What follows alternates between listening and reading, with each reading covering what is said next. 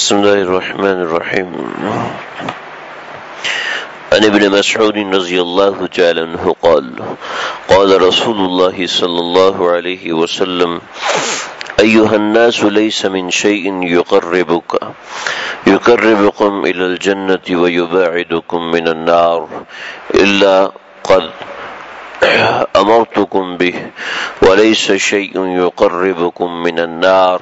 ويباعدكم من الجنة إلا وقد نهيتكم عنه وإن الروح الأمين وفي رواية وإن الروح القدس نفث في روعي إن نفسا لن تموت حتى تستكمل رزقها ألا فاتقوا الله وأجملوا في الطلب ولا يحملنكم استبطاء الرزق إن تطلبوه بمعاصي الله فإنه لا يدرك ما عند الله إلا بطاعته رواه في شرح السنة. سیدنا ابن مسعود رضی اللہ تعالیٰ عنہ روایت کرتے ہیں کہ رسول اللہ صلی اللہ علیہ وسلم نے ارشاد فرمایا، یہ متفرق نصیحتیں ہیں آپ صلی اللہ علیہ وسلم کی جو اس مقام پر جمع شدہ ہیں، اللہ کے نبی نے ایک ہی مجلس میں فرمائیں یا اللہ کے نبی نے الگ الگ موقع پہ فرمائیں۔ فرمایا کہ اے لوگو، اگر ایسی چیز نہیں،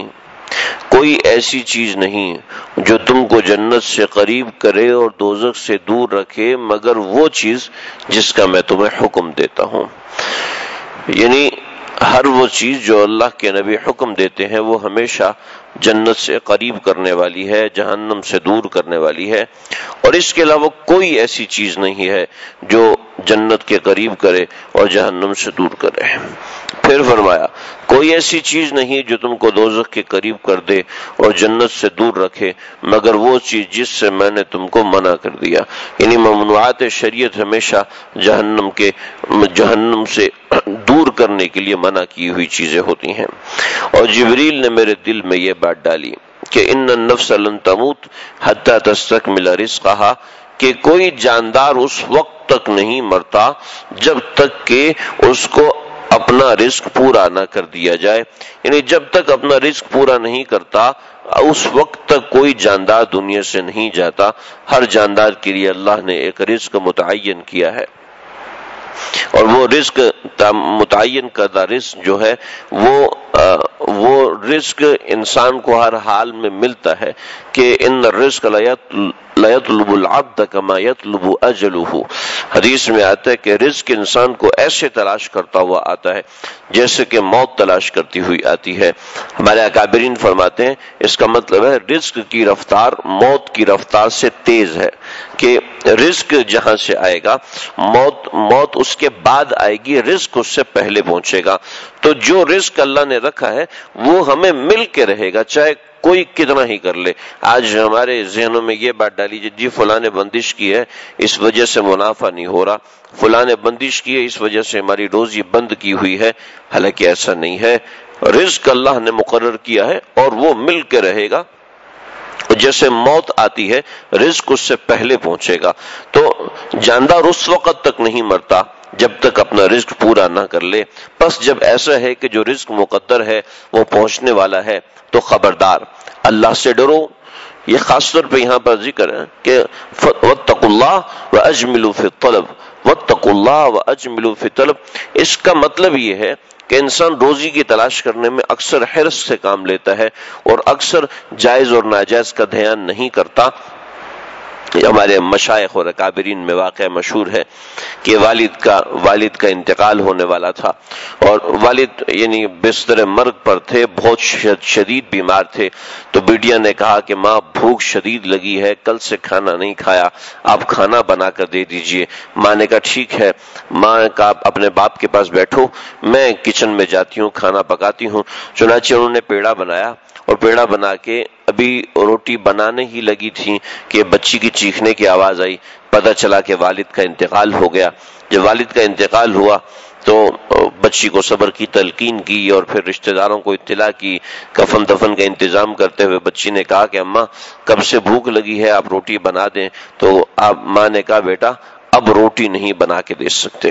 اب کوئی دوسرا رشتہ دار بھی تمہیں اس آٹے کی روٹی بنا کے نہیں دے سکتا، اس لیے کہ اب یہ آٹا اور یہ پیڑا میراث میں چلا گیا، لہذا اب اس پیڑے کے اندر صرف تیرا اور میرا حق نہیں ہے بلکہ تمام رشتہ داروں کا حق ہو گیا جو کہ وراثت کے اندر شریک ہیں۔ تو جب تک یہ مال تقسیم نہیں ہوگا ہمارے لیے اس کو استعمال کرنا یہ جائز نہیں ہے، لہٰذا اپنے پاس وصیت رکھنی چاہیے کہ گھر میں کون سا مال کس کے۔ حضرت مجدد ملت حضرت مولانا اشرف علی تھانوی صاحب رحمۃ اللہ علیہ فرماتے ہیں، چونکہ حضرت کے پاس فتویٰ نویسی کا کام بھی تھا، فرماتے تھے جب کسی کا انتقال ہو جاتا ہے تو لوگ میرے پاس آتے ہیں، جب میں ان سے پوچھتا ہوں تو وہ مصیبت میں پڑ جاتے ہیں۔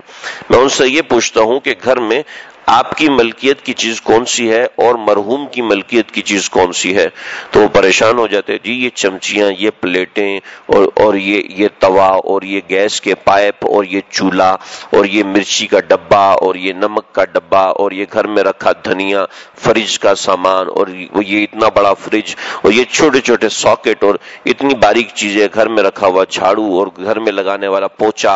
اور یہ چھوٹی موٹی مشینیں، یہ چیزیں، یہ کیا ہے، یہ کس کی ملکیت ہے؟ گھر میں ان چیزوں کی تملیک تقسیم ہونی چاہیے۔ دو قسم کی تقسیم ہوتی ہے، ایک میرا ایک اس کا، ایک میرا ایک اس کا، اور تیسرا یہ کہ مال مشترک۔ اب مال مشترک کسی کے انتقال کے وقت بھی روکے گا نہیں، وہ سب کے ہاں چلے گا، لیکن اگر مال کو تقسیم نہیں کیا گیا تو گھر کا جو بڑا ہوگا وہ یہ ایک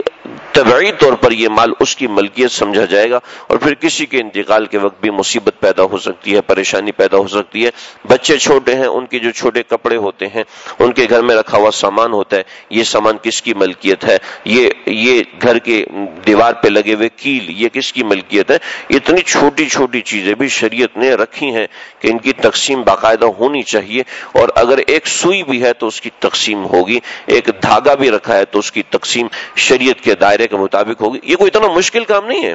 یہ بیان کرتے وقت مشکل لگ رہا ہے، لیکن اگر تبیین تقسیم کر دی جائے، چیزیں تقسیم کر دی جائیں کہ یہ سامان اس کا ہے، یہ سامان اس کا ہے، تو وہ چیز ہو جاتی ہے، کوئی ایسی بات نہیں ہے۔ بطور مثال گھر میں رکھا ہوا سارا فرنیچر وہ فلاں کا ہے، گھر میں رکھا ہوا سارا سامان وہ میرا ہے، بینک میں رکھے ہوئے سارے پیسے اس میں سے آدھے اس کے آدھے اس کے، اس طریقے سے انسان وضاحت کر دے تو بات ختم ہو جاتی ہے، اس میں کوئی ایسی بات نہیں ہوتی۔ حضرت مفتی اعظم پاکستان حضرت مفتی شفیع صاحب رحمۃ اللہ علیہ بالکل شدید مرض میں مبتلا تھے، تو جب ان کے کوئی مہمان آتے تو باہر سے کرسیاں لے کے اندر آ جاتے، تو جب وہ مہمان چلے جاتے تو کہتے جلدی ان کرسیوں کو لے کے جاؤ، تو اگر کوئی تھوڑی سی جگہ دیر کر رہے ہو جلدی لے کے جاؤ، جلدی لے کے جاؤ، تو کئی دفعہ ڈانٹتے رہے۔ تو شیخ الاسلام حضرت مفتی تقی عثمانی صاحب دامت برکات نے پوچھا کہ ابا جان یہ کوئی ایسی بات نہیں ہے کہ کرسیاں لے جانے میں تاخیر کر دی، آپ نے زندگی بھر نہیں ڈانٹتا لیکن ابھی آپ اتنا ڈانٹ رہے ہیں، تو اس کے پیچھے کوئی حکمت ہے، کوئی وجہ ہے، یا آپ کو چڑچڑا پن ہو رہا ہے یا کوئی تکلیف ہوتی ہے؟ تو حضرت مفتی اعظم پاکستان مفتی شفیع صاحب نے فرمایا نہیں، مجھے کوئی چڑچڑا پن اور تکلیف کی بات نہیں ہے، میں نے وصیت میں لکھا ہے گھر میں یہ سامان یہ سامان یہ سامان اس کی ملکیت ہے، لیکن یہ دیکھا ہے کہ کمرے میں موجود تمام کی تمام اشیاء میری ملکیت ہے، لہذا جو چیزیں میری ملکیت میں ہے وہ میری ملکیت کے میرے مرنے کے بعد تقسیم ہوں گی، سب میں اس کا حصہ ہوگا۔ اب یہ کرسیاں تمہاری ہیں، اب یہ میرے کمرے میں رہ جائیں گی تو یہ مشتبہ بن جائیں گی، تمہارے لیے استعمال کرنا بھی مشتبہ ہوگا، میرے مال میں تقسیم ہوگی تو یہ سب کے لیے مشتبہ چیز ہو جائے گی کہ میرے کمرے میں موجود تھی، دراصل تو اس میں تھی میری ملکیت، میں نے بعد میں تمہیں دے دی، تو ایسا نہ ہو کہ میرے بعد تم مشکوک ہو جاؤ، یہ مشکل میں پڑ جاؤ، بس اس لیے کہتا ہوں کہ جلدی کر دو، ایسا نہ ہو کہ دیر ہو جائے۔ تو یہ یہاں تک ہمارے بزرگان دین نے اتنی زوردار قسم کی احتیاط کی ہے۔ تو بہرحال اس طرح اپنے گھر میں جو مال و متاع ہے، گھر میں سامان ہے، بچوں کے کپڑے ہیں، اپنے کپڑے ہیں، بیوی کے کپڑے ہیں، اور آگے کے مہمانوں کے لیے کوئی سامان رکھا ہے، رضائی رکھا ہے،